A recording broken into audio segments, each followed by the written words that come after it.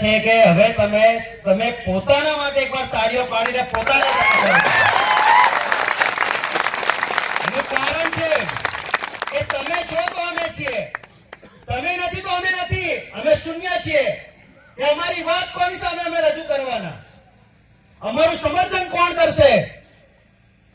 તો આદિ અનાદિ કાળથી વસનારો એ આદિવાસી છું હું. સાચી વાત ને? કે આદિ અનાદિ કાળથી વસનારો આદિવાસી છું હું. ફક્ત મનુષ્ય જાતિ નહીં પણ તમામે તમામ જીવ જંતુની રક્ષા અને ચિંતા કરવા વાળો આદિવાસી છું હું. એટલે આ આદિવાસીને કોઈ મિટાવી શક્યું નથી અને કોઈના બાપની તાકાત છે નથી કે આદિવાસીને મિટાવી શકશે. ઘણા બધા કુરમ ખાનો આવીને જતા રહ્યા, પણ આજે પણ આદિવાસી એ જ જગ્યા પર છે જ્યાં પહેલા હતો અને આવનારી ઘણી ગમે એટલી પેઢીઓ હશે એ સમયે પણ આદિવાસી એ જગ્યા પર રહેશે. ઠીક છે, આ જેટલા પણ ચોર લૂંટારાઓ કપડા પહેરી અને બદલીને જે આપણી સામે આપણને વિકાસની ગાથાઓ ગાઈને આપણું નખોદ વાળવા આવે છે, હવે આપણે એમને ઓળખવાની જરૂર છે. દોસ્તો, એડવોકેટ બન્યા છે એટલે કાયદાકીય બાબત પર તમારી વચ્ચે મૂકવી ખૂબ જરૂરી છે. રૂઢિગત ગ્રામ સભા અને ગ્રામ પંચાયત એ બંને વસ્તુ આખી અલગ છે.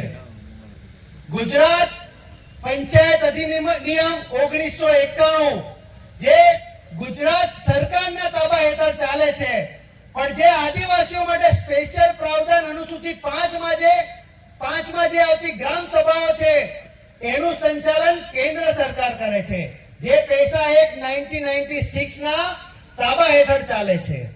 એટલે આપણને જે સ્પેશિયલ એક્ટ અને સ્પેશિયલ પ્રાવધાન મળ્યું છે એમાં ગુજરાતના મુખ્યમંત્રીનો પણ કોઈ રોલ આવતો નથી. બરાબર છે? આ વસ્તુ આપણે સમજવી પડશે. જે આવે તે કોઈ મંત્રી આવે, તલાટી આવે એટલે આદિવાસીઓના જે વિસ્તારની ગ્રામ સભાઓ છે એનું સંચાલન કરે છે. ભાઈ, તારે સંચાલન કરવાની કઈ જરૂર નથી. આ દેશના, આ ગ્રામના અને આ ગ્રામ પંચાયતના માલિક આ ગામના લોકો છે.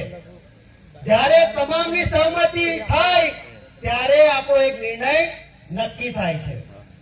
એટલે આપણે આ વાત ખાસ ધ્યાનમાં રાખવી પડે છે કે આ લોકો જે પંચાયતો વાળા અહીંયા જે સભાઓ કરે છે કે ગ્રામ પંચાયતોમાં જઈને જે આપણી ગ્રામ સભાઓ કરે છે તદ્દન ખોટી છે.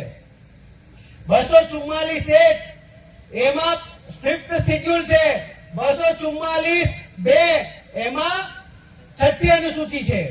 બધા એવું કહે છે કે સંવિધાન આવ્યું એટલે આદિવાસીઓને કાયદાઓમાં રક્ષણ મળ્યું છે, પણ મારે એટલું કહેવું છે કે શું સંવિધાન હતું? સંવિધાન નહોતું એની પહેલા આદિવાસીઓ નહોતા હતા ને? ઉલટી કે મને એવું લાગે છે કે આઝાદી પછી વધારે આદિવાસીઓ બરબાદ થયા છે. જ્યાં સુધી આપણે જંગલી હતા ત્યાં સુધી આપણો વિસ્તાર સુરક્ષિત હતો, આપણી બહેનો સુરક્ષિત હતી, આપણી માતાઓ સુરક્ષિત હતી, આપણી જમીનો સુરક્ષિત હતી.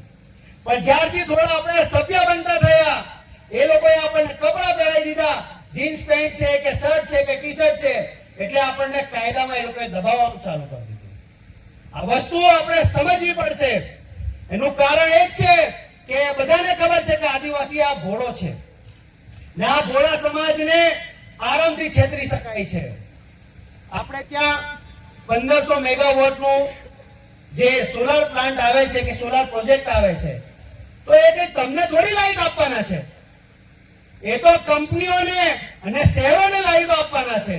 જે રીતે આગળ આપણા સાથી મિત્રોએ કીધું કે ડેમ બન્યા આદિવાસી વિસ્તારોમાં, પણ એ ડેમનું પાણી જ આદિવાસીઓને નથી મળતું, તો પછી એ પ્રોજેક્ટોનું આપણે શું ચાટવાના નથી જોઈતા? ભાઈ, તમારે જેમને આપવી છે, વીજળી આપવી છે, રોજગાર આપવી છે કે પાણી આપવું છે, તો એ વિસ્તારોમાં તમે એ લોકોના પ્રોજેક્ટ લઈ જાઓ ને. અમને શું કામ વિસ્થાપિત કરો છો? એટલે આપણે આ વસ્તુનું ખૂબ જ ધ્યાન રાખવું પડશે. હવે પ્રોબ્લેમો તો ઘણા બધા છે. સોલાર પ્રોજેક્ટ છે, ખાનગીકરણ છે, પછી ડેમો છે, બીજા ઘણા બધા સ્ટેચ્યુ ઓફ યુનિટી છે, એવા બીજા ઘણા બધા પ્રોજેક્ટો છે. એનું સોલ્યુશન શું? સોલ્યુશન તો લાવવું પડશે ને. પ્રશ્નોનો આપણે બધા બહુ મોટી મોટી વાતો કરે, પણ સોલ્યુશન પર કોણ વાત કરશે? સોલ્યુશન ફક્ત અને ફક્ત આપણે જ લાવવું પડશે, બીજું કોઈ આવવાનું નથી. સૌથી મોટા જે ગુનેગાર છે ને આપણા સમાજના, આપણા વિસ્તારના, એ રાજનેતાઓ છે. જે લોકો ચૂંટાઈને તો આપણા પર જાય છે, પણ ફક્ત એમના ખિસ્સાઓ અને એમના ઘરો ભરે છે. બરાબર? જ્યારે વોટ લેવાનું થાય ત્યારે આને આળતા આપણી પાસે આવે છે, પણ જ્યારે પ્રશ્નોની વાત કરવાની હોય તો કે અમારી પાર્ટી અમને એમાં ઇજાજત નથી આપતી. તો તમારું કામ શું છે અમને એ કહો ભાઈ. કોઈ પણ રાજનેતા હોય, તમે 5-10 વર્ષ પહેલા એની પરિસ્થિતિ જોજો ને આજની તારીખમાં તમે એની પરિસ્થિતિ જોજો, તમને ખાસો ખ્યાલ આવી જશે. એ લોકો નથી ઈચ્છતા કે તમે લોકો જાગૃત બનો, તમે લોકો સદ્ધર થાઓ. જો તમે લોકો જાગૃત બની જશો, તમે લોકો સદ્ધર બની જશો, તો પછી એમના મોરચાઓ ને એમના ડંડા ને ઝંડા લઈને ચાલશે કોણ? આ વસ્તુ આપણે સમજવી પડશે ભાઈઓ, કે કોણ આપણા હિતેશી છે ને કોણ આપણા દુશ્મન છે. કોણ ભેડિયાઓ ભેડની ખાલ પહેરીને આપણી વચ્ચે બેઠા છે, આપણો શિકાર કરે છે, એ ભેડિયાઓને પણ આપણે ઓળખવા પડશે. તો જ આપણા વિસ્તારનું સંરક્ષણ થશે. દોસ્તો, ભરવાડો લાકડો લઈને ચાલે, બરાબર છે? રજપૂતો તલવારો લઈને ચાલે, બરાબર છે? નેતાઓ ગોળીઓની પેલી બંદૂકો લઈને ચાલે, બરાબર છે? પોલીસ વાળા પર દંડા લઈને ચાલે છે. એ કેમ ચાલે છે? આપણને બીવડાવવા માટે. એટલે ભાઈ આપણી પાસે પણ એવા ઘણા બધા અધિકારો છે, ઓજારો રાખવાના. દાંતેડું રાખીએ ને આપણે ખેતરે જઈએ કઈ વાળવા માટે, એનો ખાસ રાખતી હશે, રાખીએ ને આપણે. તો હવે પછી તમે ગામમાં જાઓ, શાકભાજી લેવા જાઓ, આંદોલન કરવા જાઓ, તો એ દાંતેડી એક તમારી પાસે હંમેશા રાખવાનું શીખી જાઓ.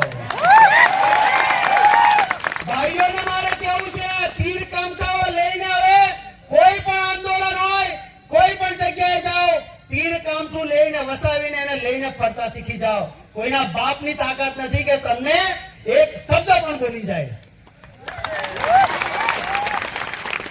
અને આ લડાઈ ફક્ત આપણે એક ગામ માટે નથી લડતા, એક વિસ્તાર માટે નથી લડતા, પણ આવનારી તમામે તમામ પેઢી માટે લડીએ છીએ. જે લોકો હમણાં એસીમાં બેસીને પોતાની ઓલાદો માટે પૈસા છાપી રહ્યા છે, એ લડાઈ પણ તમે લોકો જે અહીંયા તડકામાં બેઠા છે ને, લડી રહ્યા છે એમના હિસ્સાની લડાઈ. તો તમને તો અમારે સેલ્યુટ કરવું પડશે. જ્યારે કોઈને ફરક પડે નહીં પડે, પણ અમને એટલો તો આનંદ છે કે ત્યારે અમે મરીશું, આજે મરીએ, કાલે મરીએ, ગમે ત્યારે મળીએ, પણ મરતી વખતે અમારા ચહેરા પર એક સ્મિત હશે કે જ્યારે લોકો એસીમાં બેસીને પોતાની ઓલાદો માટે નોટો ગણતા હતા, ત્યારે અમે તડકામાં ધૂળ ખાઈને પણ અમારા સમાજના લોકોના પ્રશ્નો માટે લડતા હતા. જય આદિવાસી.